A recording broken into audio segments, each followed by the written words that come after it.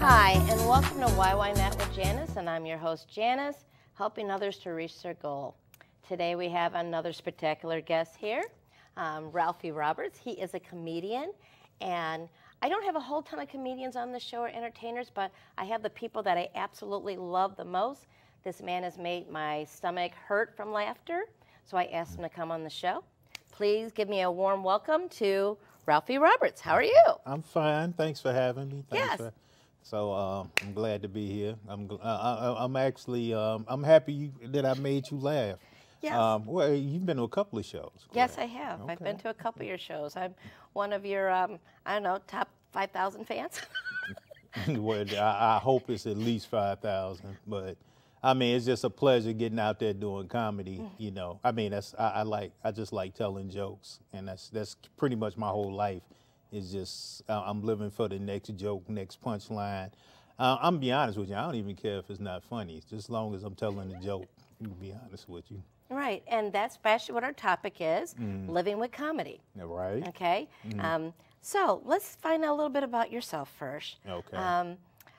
Your background. You're married. I mean, not that we're going to get the audience to go interested in you, but your comedy has to come from somewhere. So, what's your life like now? My life right now is I'm going through what would you call it? The midlife crisis phase of my life. You know, a little older. The kids are older. You know, I got a daughter in college, a daughter almost in college, Wow. and you know, so I'm getting closer to those empty nest years. Okay. So but I'm still trying to find comedy in that. Right. You know. I would think with teenagers and a kid in college, I would think there's a lot of comedy in that. Well, I mean, yeah, but you kind of got to let it come. Okay. You know. I can't. To me, right now, I don't find anything funny about college because we do get the bills. You know, we do. So I don't find anything funny with college. I mean, one of the problems I'm having at my household is it seems like I do a little more domestic work than I think I should. You know, if this ever gets out, I'm tired of washing dishes. I wash more dishes now than I did 5 or 6 years ago. Oh, wow. You know. But I mean, even in my household, it's always been like that. My wife is more of a she's real good with her hands. Like she remodeled. She put down like a hardwood pergo floor. She remodeled kitchens and stuff like that. And Wow. I'm washing dishes. So it seems like it's a little role reversal in a sense. Right. You know. So. But even that's funny in the sense. Yeah, unless you help with the flooring and that doesn't turn out right. It's not going to turn out right if I do it. No. You know. Now, have you always done, I know you're married and everything else, have you always did comedy, like even premarital comedy, you know? Well, I mean, I'm like every other comedian, every other real comedian tell you this, is I've always been a comedian, okay? Even on the basketball court, when I'm not playing, I'm out there cracking jokes. You know, even like when I work with people, I'm always trying to do my little punchlines and stuff like that. And then what you do, if something sticks, if something's funny, you either write it down and you try to remember it. Now, to be quite honest with you, I probably done forgot more funny stuff than I ever put on stage. Okay. But it's a revolving thing. You know what I mean? I'm always trying to make jokes. You know. Okay. Now, you know, I'm a special ed teacher, I'm a teacher, and there's always a class clown. Were you the class clown? No. No. No, I was not the class clown. Really? No. Okay. Because sometimes what people got to understand is some people are just observant. You know, they sit back and they watch other people make fools of themselves, and then they kind of formulate jokes like that. So no, I wasn't the class clown. What I would do is I would find my little group, and then within that group, I would make jokes about other people outside of the group. Okay. You know, but no, I wouldn't. No. Weren't the class clown? No. Plus, if you the class clown and you can't defend yourself, you know, you might run into some problems. You know, and I wasn't the biggest guy in the class. Okay. You know, so yeah, I kept my mouth shut except for my group. Okay. Yeah. So when did you first start doing like your first comedy routines? Okay, I could say that in 2 phases. I tried comedy in college. Okay. Yeah, I went to Western Illinois University, and they had like comedy contests, and I got in one and I won, but I wouldn't say I really won because I wasn't doing my material. I mean, I was a 19-year-old, and you know, you just steal jokes from famous comedians and you go up there and say it. So I wouldn't say that, but I think my real first adventure into comedy occurred in about the mid '90s. There was this place in Northside Chicago. It was a pool hall called, I think it was called the Q Club. And they had every Sunday night they had a comedy contest. I think it was like $200, and it was called Heckler's Heaven. And Heckler's Heaven was unique because what they do is you would go up there and you would say 5-6 minutes of material, and the audience couldn't bother you. But after that, when they rung that bell, the audience could heckle you. They could say whatever they wanted, and they did. Oh, wow. And you should have saw the looks on their face when you wasn't funny. They started leaning. They would lean at like, I can't wait till it. And that bell, and they would let you have it. Wow. So it kind of built character. And then they had these things, like it was a contest where they had chickens, and they would throw chickens on the stage. And once you get 3 chickens, your time was done. It was like, we can't take this no more. 3 chickens, you're out. Yeah, we done talking about you. Get off the stage. So I don't know if I would even be able to do comedy with, you know, pool cues nearby. You know, those are weapons, you know. No, look, it didn't. I mean, the pool hall, I mean, was outside. But then they had like a comedy room in the back. So, yeah, you didn't have to worry about unless you was really bad. You didn't have to worry about getting hit by pool balls and pool sticks. I got to ask. I'm sorry, I got to ask. Have you ever gotten 3 chickens? All the time. Really? All the time. And you still go back for more chicken? Yeah. Okay, but the thing the thing about it, you got to realize 2 things. One, it was a $200 contest. Okay. So you back in the 90s. Right. Back in the 90s. You went back for the money. Okay. And the second thing, there were really good comedians, so it was a mental aspect too. Like, oh, I'm better than him. Oh, he didn't get 3 chickens. I'm gonna go up there and get 3 chickens. And I met a lot of guys up there that made pretty good names for themselves. Oh, okay. You know, I met a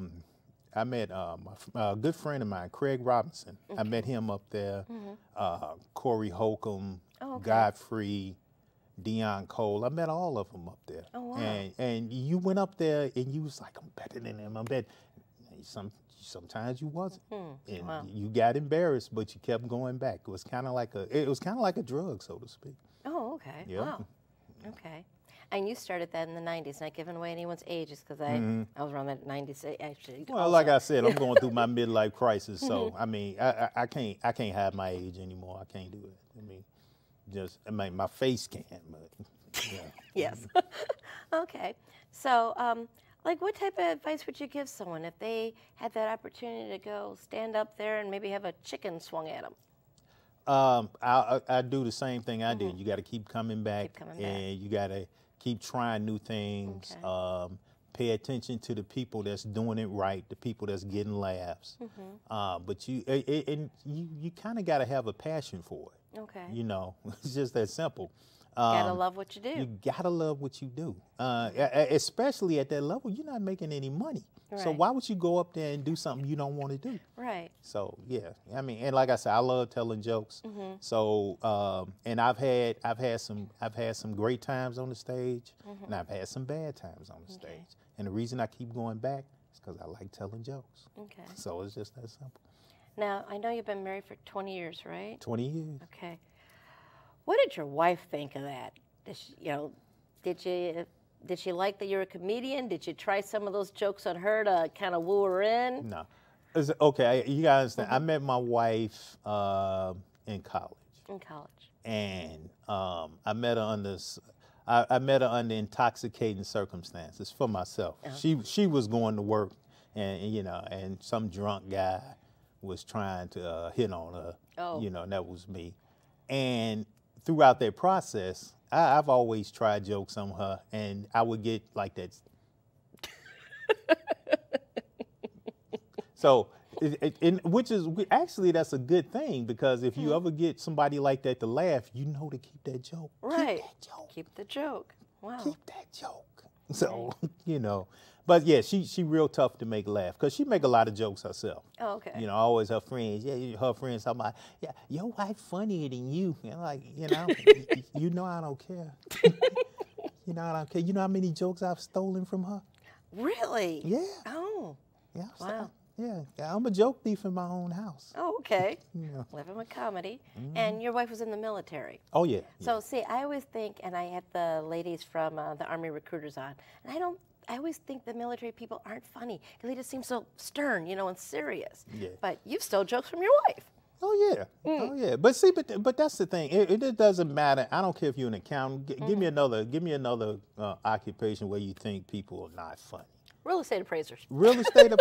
That's what I do. You really think real estate appraisers are not funny? Oh. Come on. When somebody go in to buy a house, they know they can't afford, and you think they don't find humor in that? Right. Like, yeah. So, what do you do for a living? Well, I'm a part-time worker at Burger King, but I want this 6-bedroom house. Come on. Right.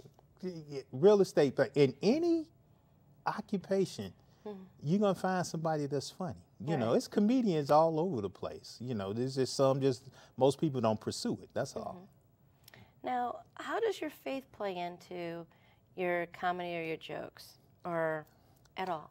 I don't know. I mean, I think that, like I say, my personality lends itself to just finding humor in whatever the topic is. Now, sometimes it's something to run through my mind, and I say, no, I can't say that, you know.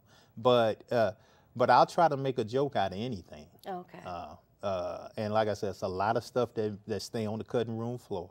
Okay. So, yeah, that's pretty much how I feel about that. And your wife supports you in this?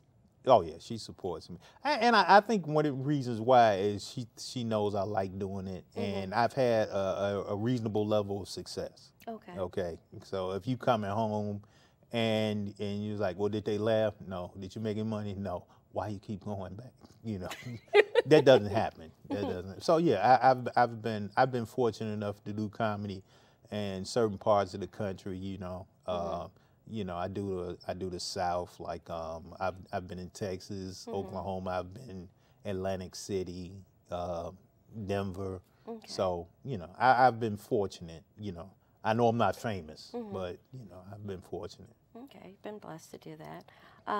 Now, what type of advice would you give to someone, like if they're new starting off, you know, and they want to try it? What type of advice would you give someone? Well, let's look at it like this. I'll say this. When I first wanted to do stand-up comedy the second time, you know, the Heckler's Heavens days, the first thing that went through my mind was, what did I ever say that was funny? So that would be my first advice. Just think about the things that you said was funny and start with that. Okay. Okay. Because, you know, in order to be a comedian, you want to do your own material. Then the second thing is to constantly write.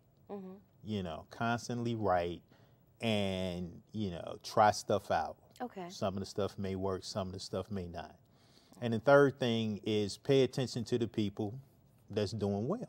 Okay. And always ask them for advice. Okay. So those three things. To be supportive and pay attention to what other people do. Yeah. And what's funny. Right. You know, pay attention when you were funny before. Right. So do you think a good advice is having people draw from their lives then more? Is that really where more of the comedy comes from versus observing other people? It depends on who you are. Some people are good. Some people. The thing about drawing from your life is some people make the mistake of saying it exactly the way it happened. Ooh, okay. Because it was funny for that situation. But the reality is your audience members, they wasn't there. Right. So maybe you might need to change it up a little bit, embellish it a little bit. But drawing from your life, that would be a good start. You know, there are jokes in my comedy that come from my life. You know. Yeah, I still remember a few of your jokes. Yeah, I used to do the joke when my kids was young about how bad their hair was. That's one of my favorites. Yeah, and I had to discipline them with a comb. Like, if you don't do this, I'm gonna comb your hair in front of everybody. Yeah. Which is kind of a switch off of what your mother used to say. I whoop you in front of everybody, but you're like, oh, comb your hair in front of everybody. But then sometimes it's just being observant of what's going on in the world. I don't do a lot of political comedy, but there you go. I mean, political comedy is not necessarily your life, but some people have made a living off of that. Right. Yeah, so. Now, do you ad-lib when you see, like, you're in a room? Suppose you wind up, you got your whole thing set up, I'm going to do this joke, that joke. You walk in a room and it's like, okay, this is a different atmosphere. Right. You do sometimes have to read and react. Okay. Something might go on. Okay. Any comedian to tell you there may be a night, for some reason, some drunk girls come in because one of them getting married. Right. And so it's some bridal party. And they just loud and drunk. So maybe you might have to read and react off of that situation. Okay. And it's other situations. So yeah, you have to pay attention to your audience. Now, how does comedy play and reflect in your personality, like in just living life in general? Do you take things, being a comedian, is it easier to even cope with things in life? That's my question. Let me see if I understand your question. Are you saying that because I'm a comedian, does it make it easier to deal with situations in life? Yeah. Sometimes. Sometimes, but sometimes you got to reach a situation because you might, you don't know what this particular person's day's been like. Okay. But the good news is after whatever that situation over, I might be able to use that on stage. like, oh, really? That happened to you? Where's my tape recorder? Right. Okay. Yeah, like some people have a bad day, and how being a comedian or seeing the brighter things of life, does that make life easier in coping with things? Yeah, but then some people take it that other way. That some people like, well, I'm a little upset, I'm a little peed off, so to speak, and this is what I'm bringing to the stage. Because I used to work with a lady, and her whole act was, "Ooh, I hate people," and then she'll go on a rant about somebody doing something stupid, and the crowd would love it. Okay. So sometimes it's not about cheering people up. Sometimes it's throwing the realities of life at them, and there's like, yeah, I'm going through that same thing. Okay. So you just got to find your niche, find your angle. And me, I'm pretty much. I think I come across as like silly. Okay. Or I might come across as, this is the way the world is, deal with it. Right. The more relaxed, it's just, this is how it is. This is it. Right. But then some people might come across as just, set up punchline. Hey, how are ya? Gosh. That's not me. Not you. No, right. That ain't me at all. Now, you're very diverse in the sense that you have opening acts for people, even Mr. Robinson, and you also do emceeing. Yes. Okay. What do you like better? And you MC in Bolingbrook. Where's that at? Yeah, I do a show as an MC in Bolingbrook at this golf course. We do a show every other month, and it's a particular crowd. It's pretty much the same people that come every time, and they like it a certain way. I think one comic described it as, this particular crowd, they like it. They don't like it dirty. They like it a little naughty. Right. Oh, okay. It's a difference. Yeah, okay. And, I set the room up for that. And then I go out and I find particular comedians that might fit their taste. Okay. But yeah, we do that every other month, Okay. So we got a show coming up soon. Okay, perfect. People can look you up on your website. RalphieRoberts.com, and we will show that also. Right. And they can get more information from you on your website, where you're at and things like that. Right. What is living your dream, living as a comedian, what are some of your highlights of doing this? Where do you see yourself, or where do you want to be at, and are you there? No, I'm not there. Even when I get there, it's going to be another goal. Okay. Okay, but Always pursue your goals. yeah, always pursue your goals. I mean, the first time I was doing a legitimate headline spot, you know, just headlining, that was pretty much a highlight. When I've been on tour with certain people, and we've done, like I've done the Borgata in Atlantic City, and you know, the crowd it wasn't 100 people anymore. It was like 2,000 people. You know, that was pretty much a highlight. Going on the road for the first time, and what I like about going on the road is when you go to different areas of the country, you see the subtle differences in these people. Everybody's the same, but they're not. Okay. You know, and kind of making that adjustment is, you know, that's pretty much a nice highlight in comedy. Okay. Now, when it comes to even getting big or getting your own shows, I assume networking is a big part of careers. So do you recommend that people like do a lot of networking or supporting other comedians? I know you said look at other comedians, what they do also to learn. I'll put a quote somebody. Who is this? There was a commercial I saw, P. Diddy. Oh, okay. Okay. And I think it was his Ciroc commercial. And the one line he said in there is, always keep them on your mind. Okay. And that's pretty much the name of the game is if you're a funny comedian and for some reason you're not getting booked, it doesn't mean that they don't think you're funny. They're not thinking about you. It's just, it's so many people out there. So you have to find a way to stay on people's mind, whether it's showing up at certain venues or a stronger social media presence that you might have, or like you say, networking. You have to find a way to stay on their mind. Okay. So always keep trying to promote yourself and getting involved with other people and your colleagues. I didn't get it myself, but I worked with this guy and you know, I became his like Facebook friend, and it seemed like every other day his face was, and then it's like, I'll be here and I'll be here, and the reason why, he was a pretty funny guy, but he kept his name and he kept his face out there, and that would be a big piece of advice to anybody. Okay, you got to keep your name out there. Keep your name out there. Okay. Did you take classes? I just have a couple more questions there. Did you take classes, or just all natural? No, I've never taken a stand-up class. I think all my stand-up classes occurred on that stage. You know.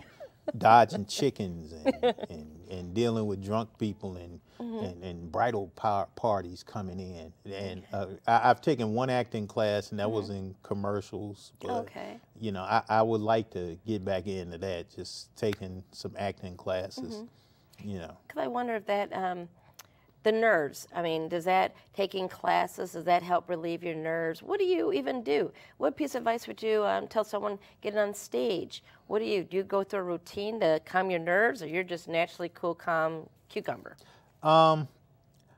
Sometimes it depends on how like technical or mechanical you might want to be. I think with me, I have to find icebreakers, so to speak, for the audience, so I can kind of warm up to them and they can warm up to me. Some people a little more. Some people just go straight into their routine. There's really no set rule for that. You just got to find the right way for you. Okay. Yeah. And you write all your own jokes, besides the ones you steal from your wife. Yeah. Yeah. In fact, I got this. No, I can't tell you that yet. But I got this one. She said she don't even know she said it. Oh, really? Yeah. Okay. I'm like trying to ask more questions, and I don't know if you want to say a couple of jokes, but I guess we don't have a whole lot of time for that. The thing is, my jokes are meant for audiences. Right. So you got to get like all your stage crew here. They're not coming. Oh, I actually could have brought them out here. Yeah, stage crew. They're watching and everything else. And I wonder how many times, and that's one of those pet peeves for comedians when they say, "You're a comedian, tell me a joke." You're like, well, you ain't special. You can go get 200 people and buy 2 drinks apiece. You know. Now you've gone to like Zanies and things like that. So you do a circuit around here too. Yeah. Okay. So besides that presence on the social media, you got to keep going around and going around and going around. Correct. Okay. And expand. You know, it's not just Zanies. You know, they got comedy clubs in Des Moines and Milwaukee and Do a big travel. yeah, it's expand. How do you do that and still be dad, husband? Sometimes, and can I be honest with you? Yes. Sometimes they just don't want to see you. Really? Sometimes they go fill the gas tank up for you. Wow. Bye. Bye. That's a quote. Bye. Bye. Was the words I heard from my daughter when we dropped her off at Howard University. It's like, hey, like, bye. And she closed the door. Because sometimes they just want, you know, they want their space. They want their space. Yeah. And let me just say this. This may have nothing to do with nothing. When my daughter graduated, the night, and I want my family to understand this, just in case they hear this. The night we took them all out to, we took them all out to dinner on her graduation, and I didn't tell them I was going to pay for everybody's dinner that night. There was a reason for that, because they order too much food if you tell them up front. Yes, they do. Yes, they do. So I'm bringing up this now, and just for all my family members that sat at that table, and I paid and I didn't tell you. I'm not apologizing. I just want you to see it from my way, you know. I never thought about that. I think I'm going to do that from now on. You gotta be kidding. No, I've always said, okay, I'm treating, and yeah, they go crazy on that. It's like, no. I said I'm treating too when the bill came. When the bill comes, right? When the bill comes. Because I had a daughter going to college. I needed that money. I needed that money. Because definitely, my son did that when I went to Alaska. He ordered like this king crab. It came to like $88. Right. I'm like, Well, he'd ordered a Prince crab if you wouldn't have told him. right. If I didn't tell him we got peanut butter and jelly sandwich. Yeah. Right. Or tuna in a can. Exactly. Right. So yeah, don't give it away like that the next time. Don't give it away. Okay. Anything you'd like to give, a last piece of advice before we end the show? We got about a minute or so.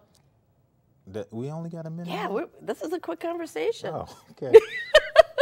I'm just I got a minute. All I'm saying is do what you love. Okay. You know, whether it's comedy, music, or something. Life's just way too short, so you have to do what you love.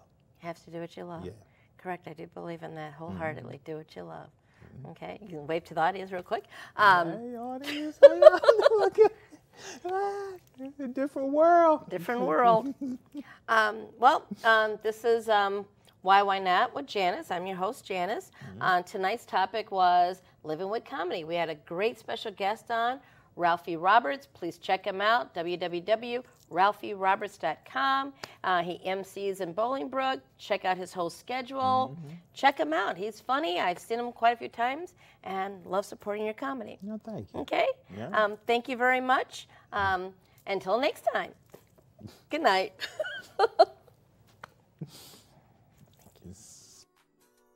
Thank you.